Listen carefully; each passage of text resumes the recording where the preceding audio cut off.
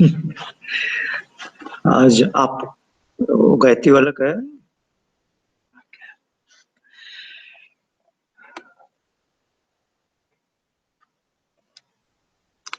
Welcome to the 14th session of Patanjali Meditation 102.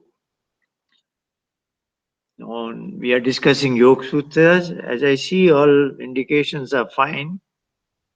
Can one of you please confirm it's okay?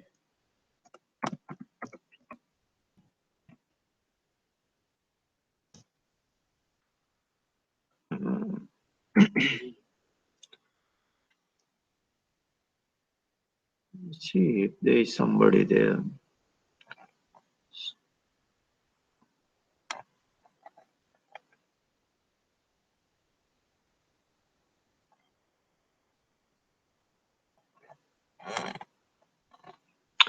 Okay, let's proceed.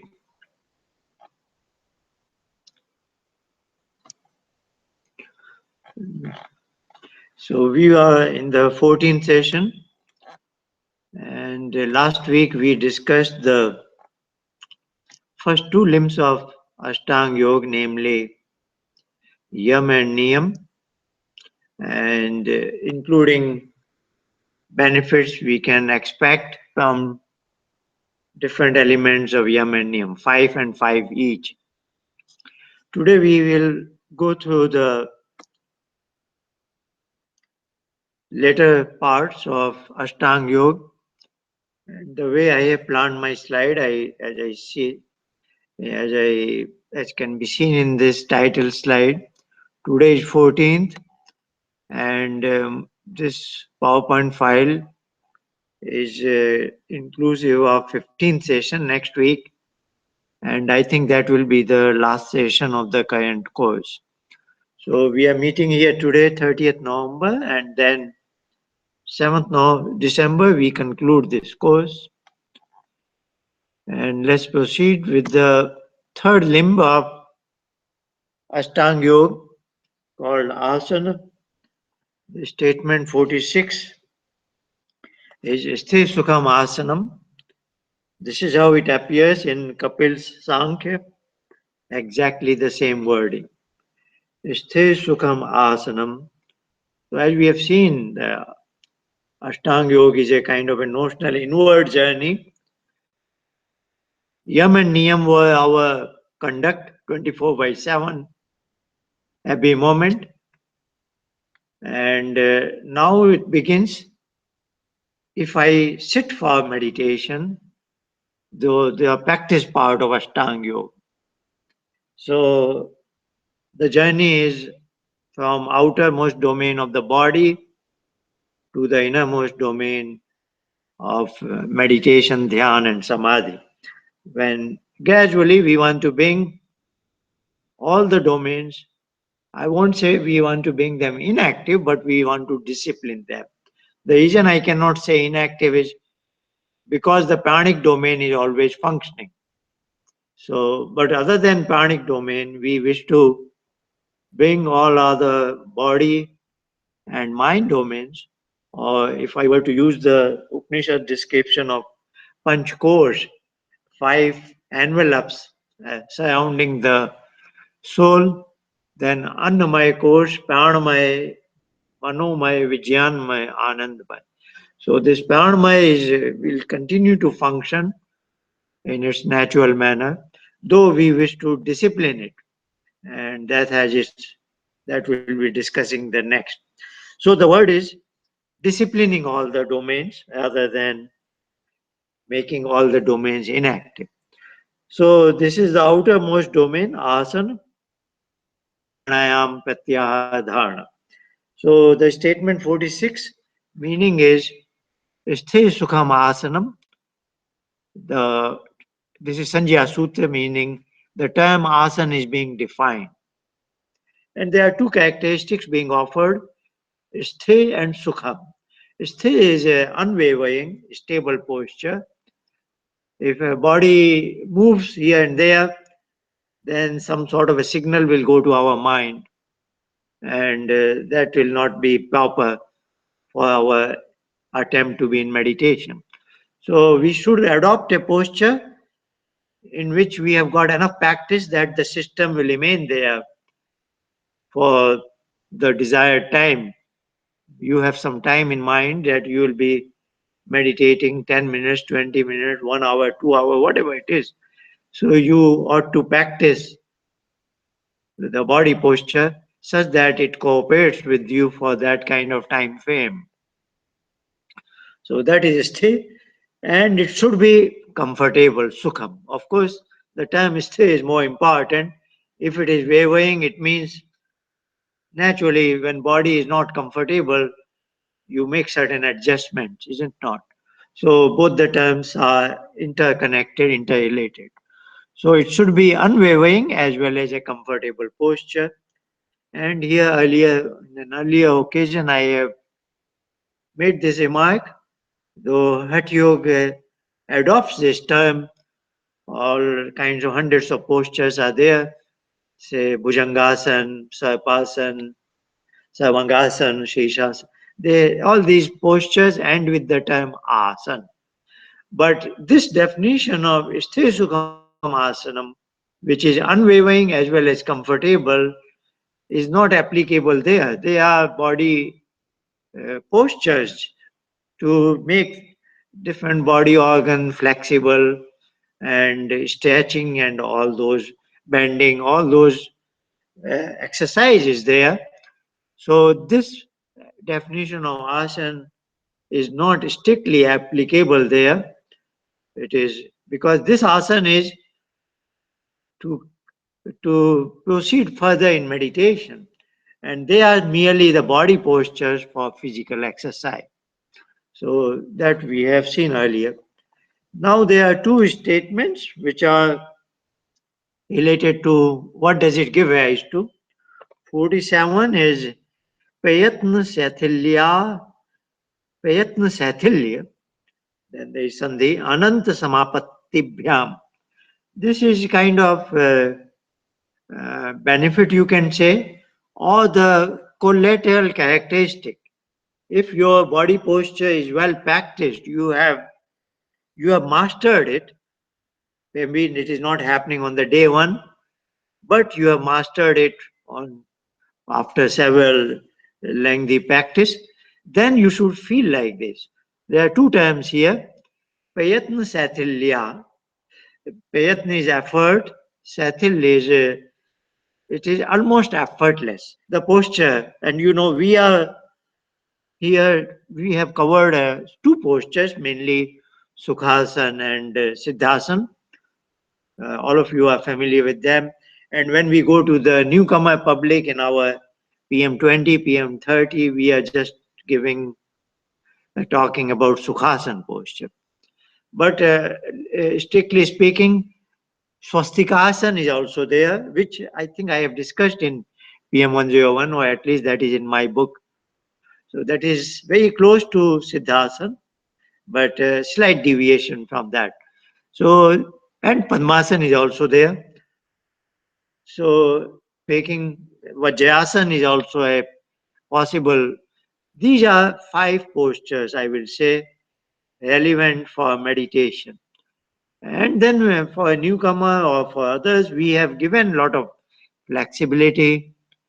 If you are new in this, you can take support of the wall, and if you cannot bend your knees, you can put them your two legs straight, and all kinds of flexible compromises are possible.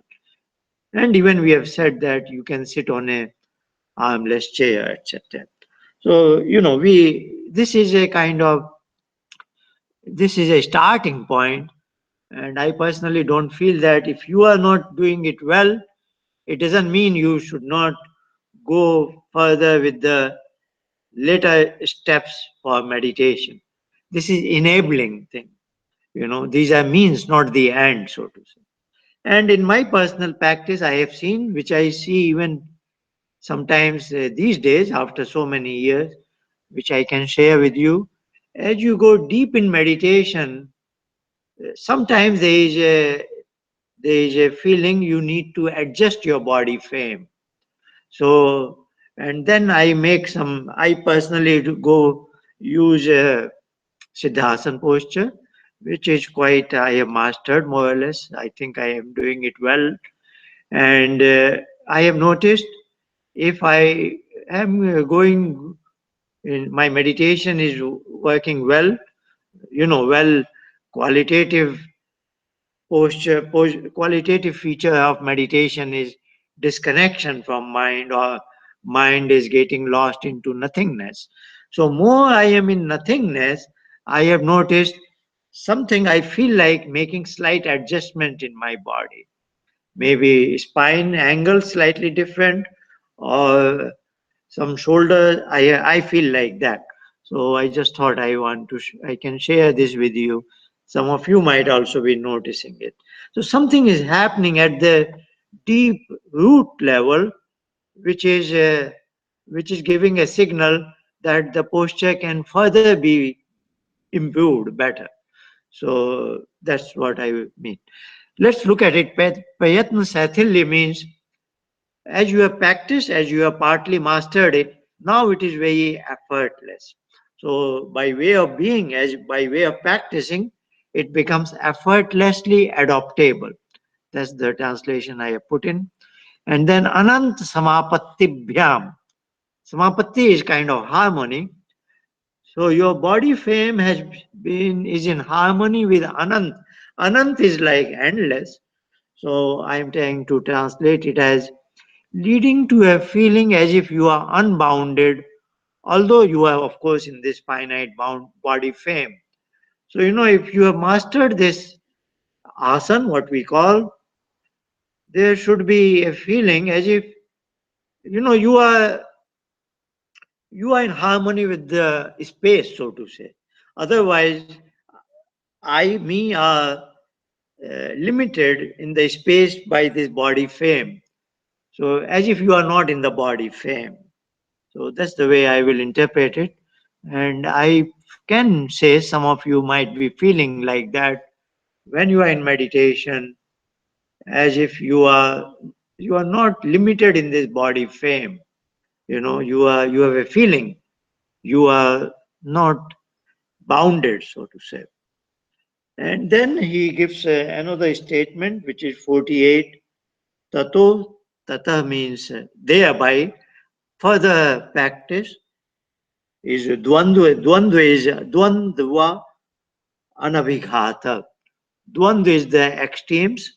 They are any worldly event has extremes, like the climate, cold and warm climate, or it is raining, all kinds of extremes in the outer world. So let me read the translation that gives rise to an ability to be unaffected by extremes of external factors such as cold and warm weather. From meditation point of view, what is happening in the body and even mind, so to say, are external factors. So hunger and thirst, etc. So, or I will say, even if there is a say, you could have some chronic pain, or say it's slightly delicate. Let me frame it properly. I will say, if you have a say problem in a joint, lower back pain, let's say you have a lower back pain. Somebody may argue that if you have a lower back pain, you will not be able to go to the asana because you will feel that pain. It is no more sukham asanam, is it not? But I am, just for sake of argument, it is not a very high intensity of pain, it is mild. Let's say, so that you are going in your body posture and you have mastered it. Now that body pain, which otherwise if in your worldly activity could have affected you, now it is not affecting you. So an is dvandva, an abhighat. Ghat is you are attacked. This is coming from the root an. Not teaching Sanskrit, but just if you have a flair for these words, these are not difficult words. This is the root is han, which is you are attacked. Abhighata. Abhi is from very good intensity you are attacked. Then an is samas, meaning like unequal. This is negation. You will not be attacked. So what it means is, if you have mastered the third limb of asana, then these fluctuations in the outer domains will not be affecting you. 49. Now it is Tasmin sati swas prashwasayo gati vicheda pranayam. This is again Sanjaya Sutra. He is describing the fourth limb of pranayam, which is disciplining our breathing or regulating in a particular manner. But he starts with Tasmin Sati. So he is saying this is relevant only with the previous one has been mastered. So what they are one after another. So Tasmin Sati means your posture is good and it's working. Now this fourth is relevant. Fourth limb of pranayam is relevant. What is it? Swas Praswas. Swas and Praswas is exhalation and inhalation of air. Gati Vicheda. Gati is its routine, its own rhythm. Breathing, as I said, is a pranic domain which is happening by itself. I am consciously not participating in it, but this is happening by itself. Of course, in this Patanjali's philosophy or Vedic philosophy, there is always a cause for an effect. If breathing is happening by itself, it is not that without a cause. That cause is called as inner vital force, and that force has a name called Pran, and that is the name also for Ishwar. So, as if I go to sleep, but Ishwar on my behalf is doing so many things so that when I wake up morning, everything is functional. And not only when I am asleep, 24 by 7. So every moment, so many things are happening in my body frame due to the vital forces of Pran, not only breathing, the heartbeat, the digestion. It's a very complex system. Thousands of things are happening every moment, which I am not doing it, that entity does it. So this is the broad philosophy of Pran. So here, as I said, we are not making it inactive. We are not, Patanjali is suggesting only one part of those vital force, namely breathing. And what is it saying? Gati Vicheda. Whatever is its rhythm, I break it. I am influencing it in a particular manner.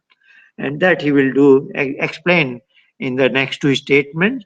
So the meaning of 49 is having attained that means the previous limb, the body posture, cessation of inspiration and expiration of air, which otherwise is happening non-voluntarily. These are non-voluntary forces, non-voluntarily by the body system, but I now do something for its rhythm to be broken.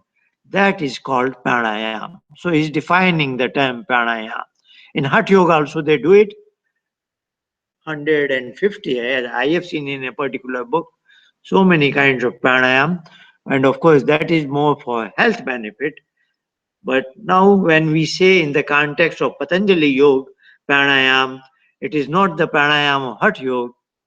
It is the one which is coming in number 50 and 51.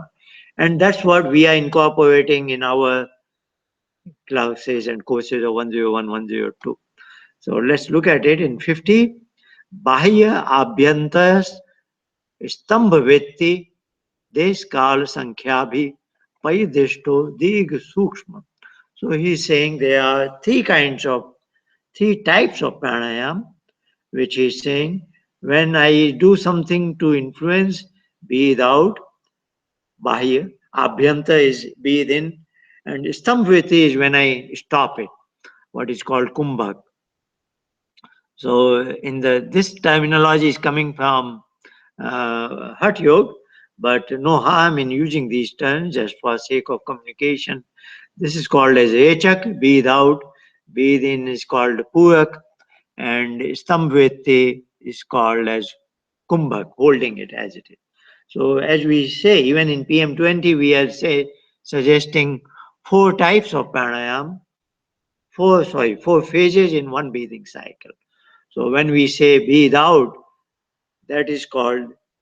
So I'm just trying to tell you what we have borrowed is strictly from Patanjali's teaching.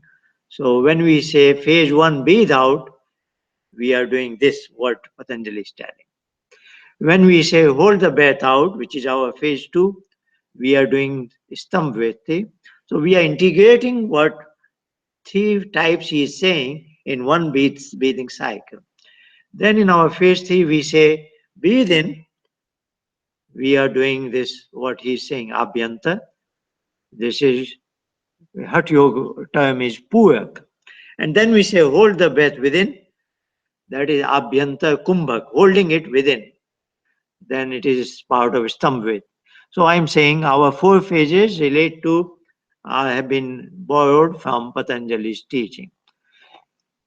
And they are further classified with Desh, Kal, Sankhyabi and Dig, Sukshma. So, body space that is affected. So, of course, we are saying your breathe out and breathe in should influence up to the abdomen. So, that is Desh. Desh is, so we are saying not up to the throat, not up to the breast, but up to the abdomen level. So, that we call it abdominal breathing also. Then he says, time duration. We are not quite doing it, but at one point, if you remember in 101, when it comes Bahya Kumbhak, Abhyanta Kumbhak, we used to use pranayam mantra Om Bhu, Om Bhu, Om Swa. So they were implicitly, the time duration was being. Nowadays, we just say up to the onset of discomfort. So you find your own time duration.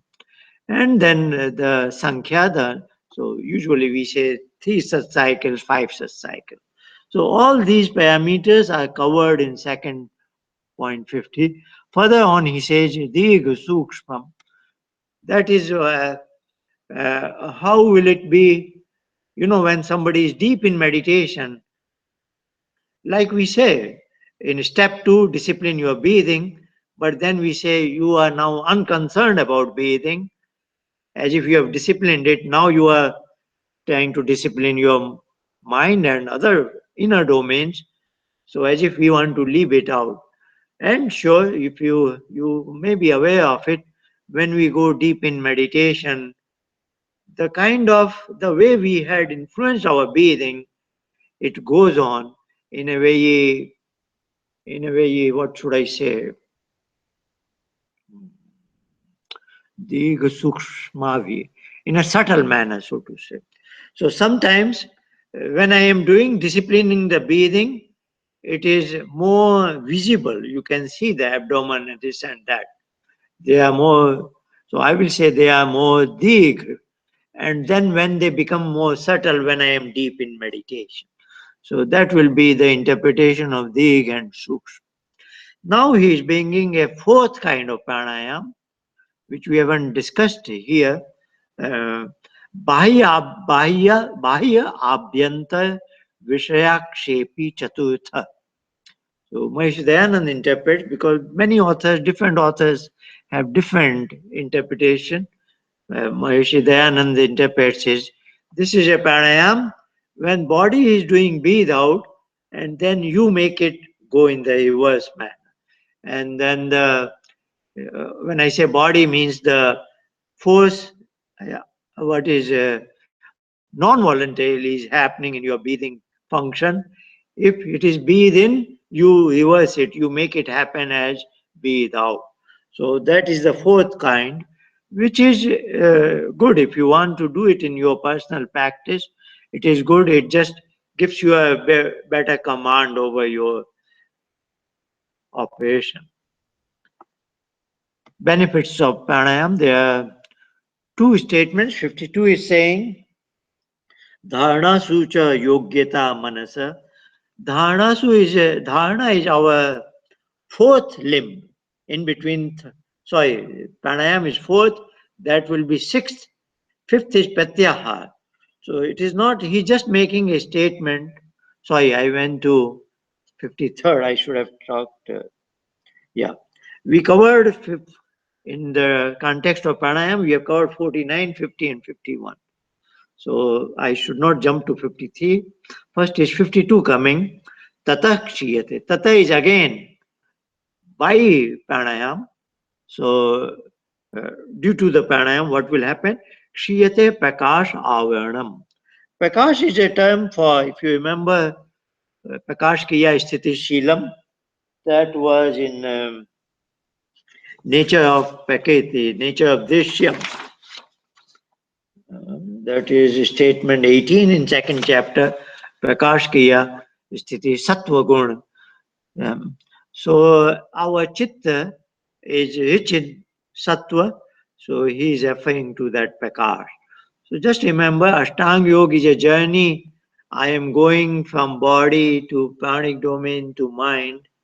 And actually, I want to end up at the level of chitta, and then I want to diminish the chitta with the modifications of chitta. So here is the practitioner with the asana and pranayam.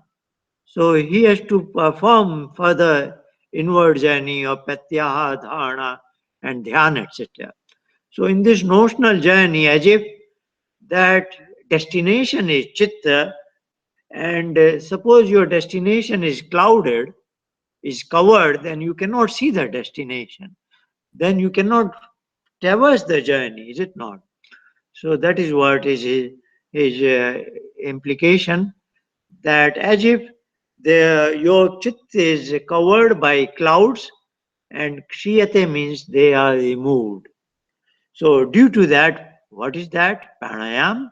Due to pranayam, the covering, that is avaran, that represents tamas or darkness or dullness, inertia, dormancy, whatever you call it, of light. Light is prakash, which is the true nature of your chitta. But in day-to-day life, it's all not that clear. So that darkness which has enveloped your chitta will vanish. So pranayam, almost the entire Vedic literature is emphasizing very much.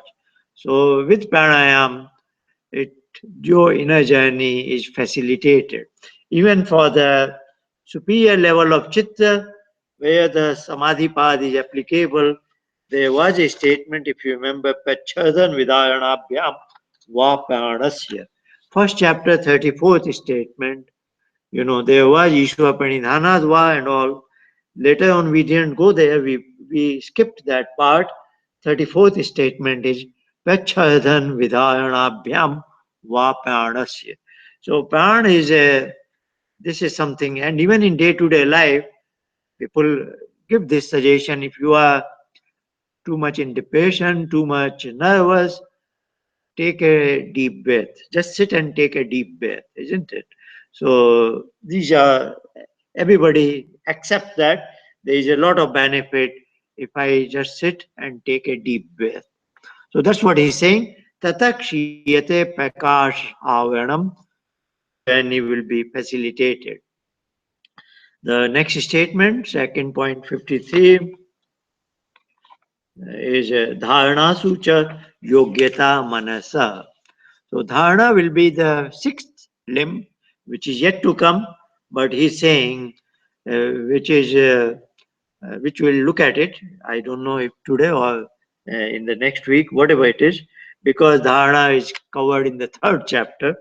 So today, I don't know if I go beyond second or not. I will see in a few minutes. Let's see. So dharana sucha yogyata. The point is, uh, the manas is the outer part of the mind. You will remember the mind has three layers.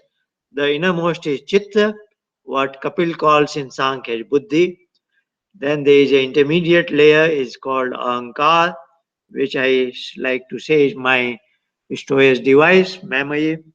And then outer layer, which is what connects to my body, is called manas. So he is saying, so the if I am coming from outward, annamaya kosh, pranamaya kosh, manomaya kosh. So we are doing pranayam which is disciplining the pranamaya course, pranic domain. The next inner domain will be the layer of manas, which is manomaya course.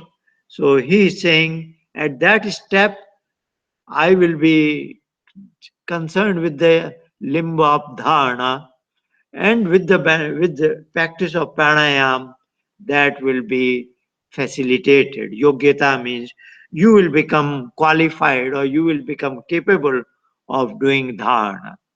So that is immediate benefit of pranayam. Your overall journey will be more visible. You are that notional inward journey, and you will become more capable for the dharana step, which is yet to come. So the mind linkage manas is enabled towards concentration, which is the English translation for dharana, which happens to be the sixth limb and is yet to be described. We are in the fourth limb, namely pranaya. The fifth pratyaha is now coming in the next two statements. Let me discuss that first. This is a long statement, again, Sanjaya Sutra defining the term pratyaha, and its benefit is described in 55th statement, and that ends the second chapter. So let's say 54 is saying Swavishay, Swavishay, asampayoge. There is a sandhi here. Swavishay, your own vishay is here. We have five sense organs. So they are our in these. Every sight has a vishay, object. Yeah. So like I am looking at a chair in front of me, and my sight organ is the instrument, and here the vishay is that particular chair, which is what I am watching. So swavishay, all these five organs have their corresponding vishay. They are technically, this is called chakshu. Chakshu is my organ of sight, and its vishay is called roop. Roop is the shape and form and color of an object. So that is what is the term vishay. Like my organ to, I can smell something. What do I smell? That is called gandha. So these are five Sanskrit terms, which you know it. Five sense organ have five corresponding objects. Swavishay asampayoge. Yoga is to, in union, my five senses are united with the objects. And when I watch intently, it is called sampayoga. Very intently I am watching that. Now there is a negation, asampayoge. So that's what job description of all my organs is. I walk with my eyes open for a very practical reason, that I should be able to see where I am walking, where my next step is falling, so that I should not fall down, etc. These are practical aspects of life. But when I am sitting for meditation, I want to disconnect myself from outer world. So this is, now that I have done asana and pranayam, so in pratyahara, what will I be doing? I am trying to tell my manas, which connects to these five senses and they connect to the outer world, that you disconnect from your respective objects, isn't it? So this is what is the meaning. So if I am absolutely, my five senses are disconnected from their respective objects, then I will be in a certain situation, is it not? And my chitta will be blank. None of these five objects, none of these five senses are able to transmit data to the chitta. This is a complicated statement, so please try to understand it. So because the word chitta is coming, swarup anukar iva indriyanam. There is a lot of meaning here. Let me read out the English statement, then I will try to amplify. Pratyahar of the sense organs is disconnect from their respective objects, having adopted to the scene appearing on the chit. You know, let's say, contrary to the typical situation that the chit displays what is acquired by the sense organ. So in day-to-day life, I am seeing a chair And this image of chair is falling on my chit. That is what completes the whole process of seeing a chair, is it not? When the image has gone up to the chit, and that's what I am watching as my push, my soul, and I say, yes, I am aware of it. That completes the entire process. Now that I want to sit for meditation, the pratyaha is a command I am giving to my manas, who is the captain of these five senses, is it not? So manas picks up data from one of the five senses and sends it inwards. So he decides whether I should pick up from the eyes or from the ears or this and that. It's happening very, very fast. And this is where how the object appears on my chitta. Now I am going to reverse the whole thing. Like when we sit for meditation, what do we see? We say, imagine there is a sky or there is a cave and you are walking into the cave. Is it not? We say like that, is it not? You are all familiar with that. Now, what am I doing? We are putting an image, we are, transposing an image on our chitta actually.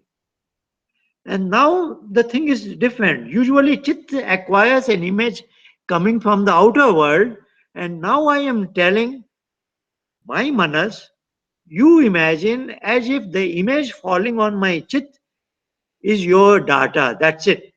So you are disconnect from all these five senses as if you have done your job. So you take a position as if nothing needs to be done because chit has already acquired a image, is it not? So Swarup Anukar, what it means is chit has an image which is its Swarup, and you become, otherwise, in day to day life, chit is becoming according to the image of the Indri. Now I am saying reverse this order, and if it follows my instruction, I am succeeding in Pratyaha. Is it so? It's the longest description. So aha was acquisition from the outer world. Prati is countering it. So as if you are, actually it is essentially, you close all the five doors and windows. We are not concerned with it. And whatever was your job description to send in an image, I have transplanted an image somehow from my memory or whatever it is. So that is what is the meaning of, so that they are no more in active mode. Five senses and manas, they need to become in inactive mode. Then what happens? What is the benefit of it? Tata, out of that, pratyaha, payam. Payam is a superlative word, which is in the absolute sense. Vashyate indriyanam. So these five sense organs, Vashya is, you remember, this is what is Vashika, Sanjya. If you remember Abhyas, Vairagyabhyam Tannayodha, and in Vairagya, uh, so Vashika, I'm just trying to say Vashika is coming. You can see the relationship, Vashyata. So if all my five senses are under my control, this is the first level of Vairagya, what is called Vashika, and that is gained, is it not? So Pratyaha is gained because our five senses, by very nature, and that should be like that, they are outgoing, they are extrovert, they connect me to the external world. But when I am sitting for meditation, I want them not to do their job, just uh, stay put there, and that is the benefit I get from Pratyaha. So this is where we are, second point 55. Let's see, I have dharana, dhyan, and samadhi, and then sanyam is there. So this is, I think, as we are at a good point to close this last but one session. And it makes sense because Patanjali also has moved to a next chapter, and we will go up to the third point 8. So we will cover 8 statements of the third chapter next week, and then I will give you a quick, because the third chapter has about 54 statements, fourth chapter has 34. So I'll just quickly go through all that, trying to have your attention. Ashtanga Yoga was, he was saying, Vivek Khyati, Jyan Deepti up to Vivek Khyati. So I just want to show you there is a lot of things in the remaining part of third chapter and fourth chapter. And I'll just show you that objective was Vivek Khyati, that is in 4.29 here. So I'll just try to end it without going much into detail of third and fourth chapter. So now I invite our, we have done, I think twice, last 2 weeks, the PM30, what we call Gayatri Mantra based meditation. So next 30 minutes is a Gayatri Mantra based meditation coming from Sanjay Sood. Let's see, I'll change the slide. Uh, Now we are in the webinar mode. Yeah, he is here. And then let me just remove this PowerPoint file. So now there is a PowerPoint file with the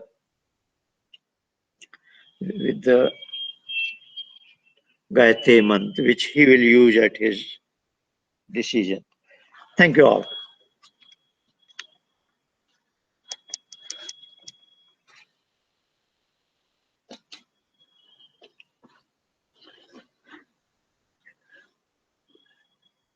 Namaste.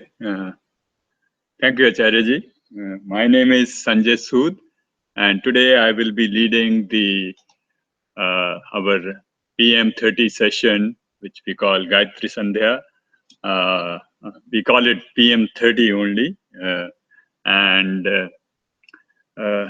let's get started.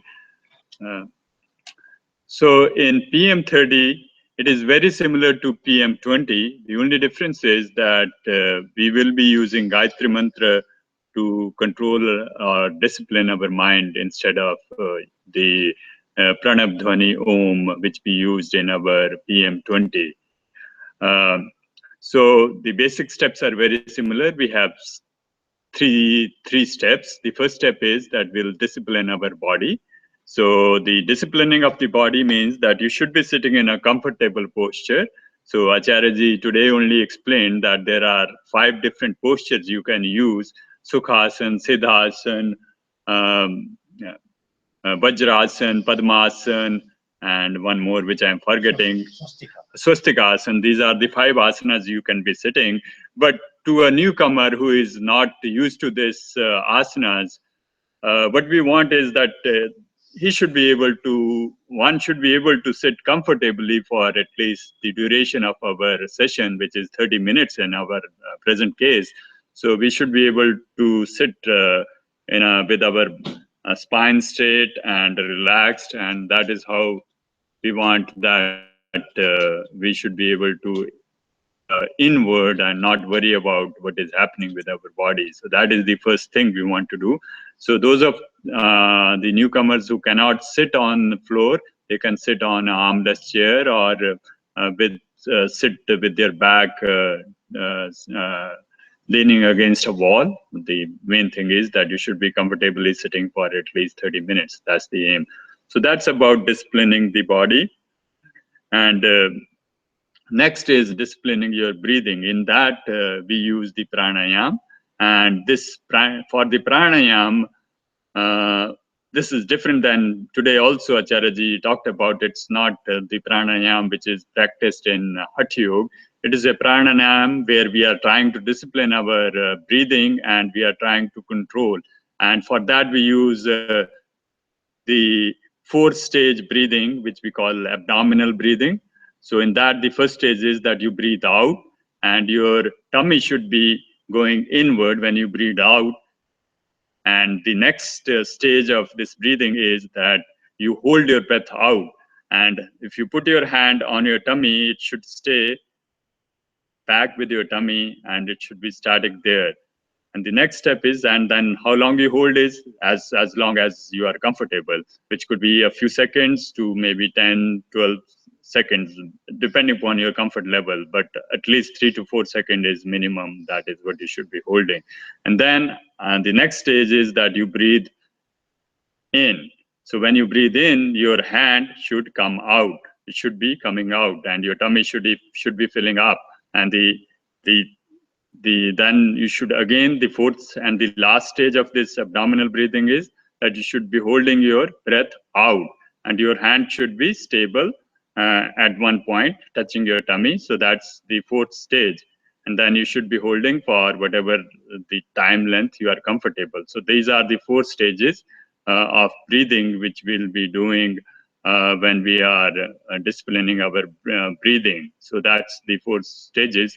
Let's practice the four stages. So the first stage is, I will put my hand, I'm sitting in a comfortable posture, and I will put my hand. So this is just demonstration. We will do this when actually we'll be doing the meditation, but right now I'm demonstrating. So I'm sitting relaxed, my spine is straight, and my legs are crossed, and I am sitting in a Sukhasana posture. If I lower the camera, maybe you can look that I'm in a Sukhasana posture. So if you can look at my legs here, so this is how I'm sitting, and I'm straight, and I put my hand here on my tummy. So the first stage will be, we will be breathing out. Hold our breath out.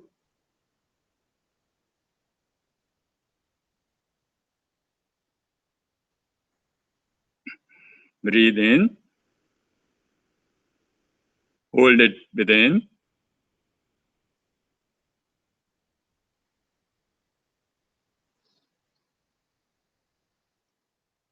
Breathe out. So that will be the starting of the next cycle. So we'll do 3 to 5 cycles. For the paucity of time, we'll be doing 3 cycles of this abdominal breathing for disciplining our breathing. And the last step is the disciplining of mind. So here we use a Gayatri mantra for disciplining our mind. And I'll share with you the slide.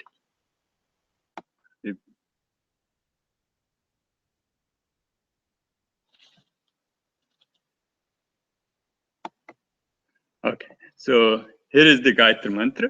I think all of us know Om Bhur Bhuva Swaha Tat Savitur Varenyam Bhargo Devasya Dhimahi Dhiyo Yo Nah Prachodayat. So Bhuv means existent, Bhuva means untouched by pain or suffering, Swa is ever blissful. So these are the descriptions of God. And Bharga, which is the most important of all, is the brightest light. That is what we describe the God, or who is within us. And as Acharya says, that the opposite of Bharga is Garva. So that is within us. So that within that bright light is within us. That is what we are seeking through this mantra. That is very important. So in this, when we are meditating on, try to focus on your third eye, which is the portion of where your nose meets your eyebrows, right here in the middle of your lower forehead. So that's the portion, and you should try to see a bright light. You may or you may not see bright light, or you may say something else, but that is what we are seeking, that bright light which is within us, and which is the representation of the God or Ishwar. So that's the bright thing which we are seeking through the Gayatri mantra here in this our PM30. So that is what we will use, and we will be saying the Gayatri mantra 3 times.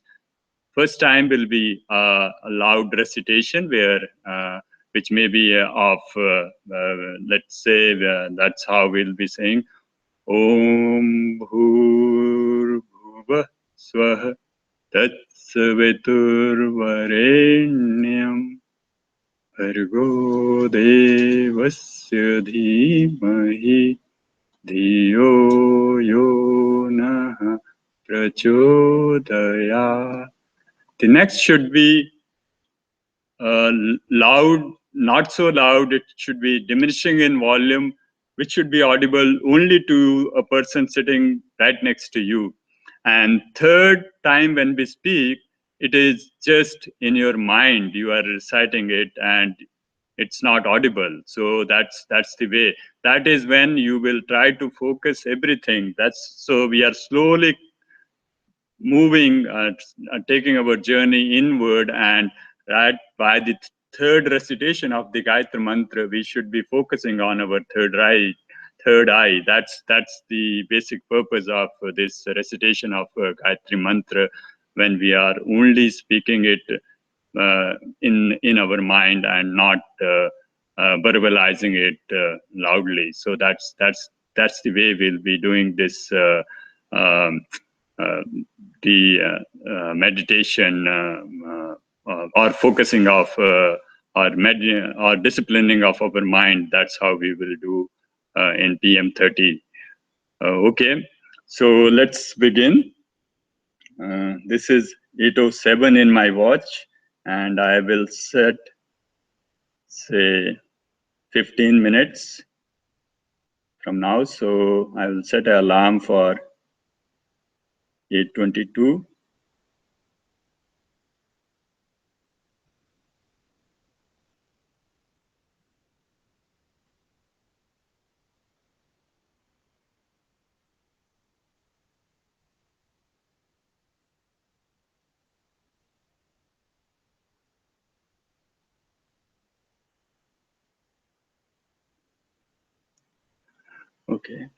Okay, let's get started. Okay, sit in a very comfortable posture with your legs crossed and your spine straight. Your hands could be resting on your knees and your elbows close to your body. Now, let's scan our body, starting from head and going downwards to the toes. Uh, Focus on your head, moving towards your forehead, nose, your throat, your tummy, your legs, your toes.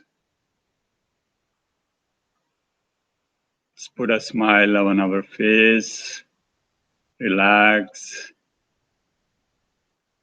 comfortable.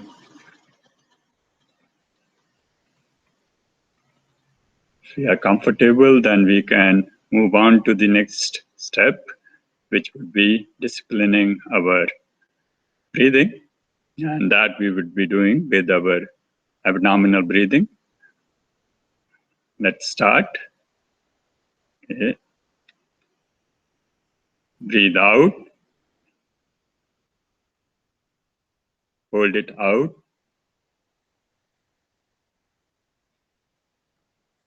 breathe in, hold it within,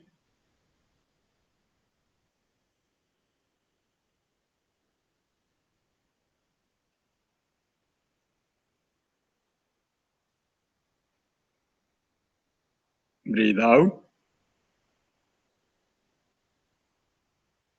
hold it out,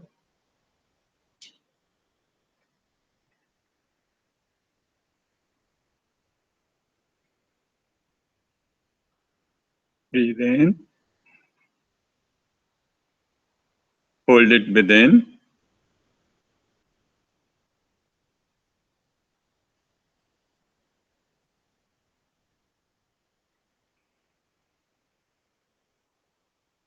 the last cycle, breathe out,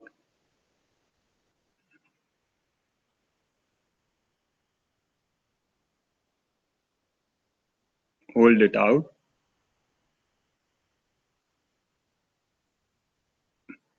breathe in, hold it within,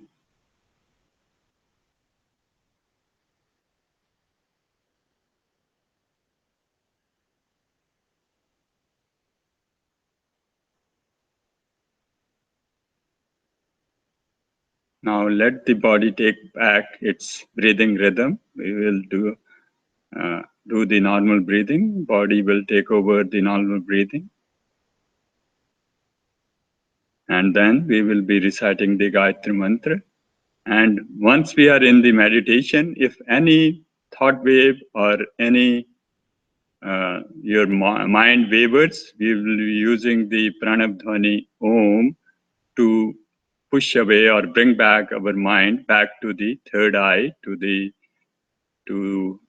third eye. So we will be we'll be reciting silently the Pranab Dhvani Om to bring back our mind. So that works for the PM30 meditation also, the same.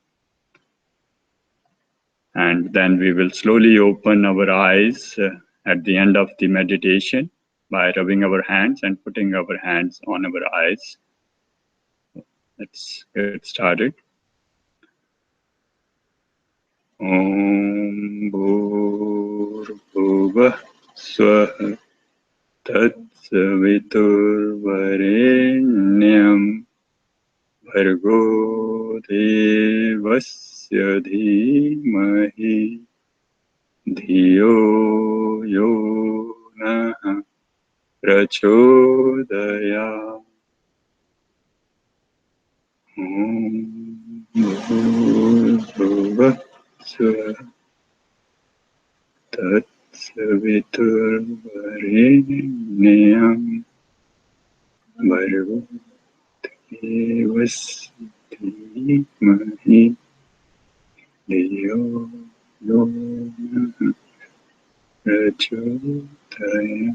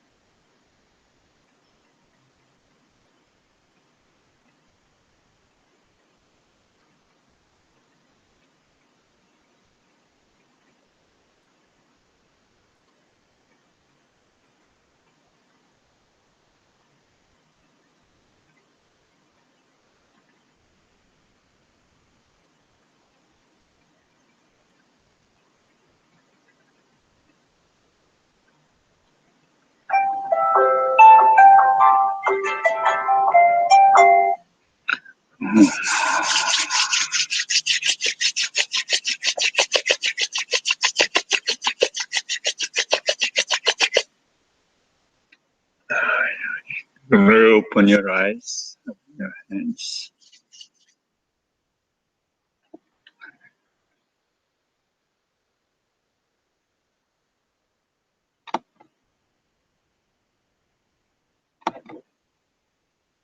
Thank you very much. So that ends today's session.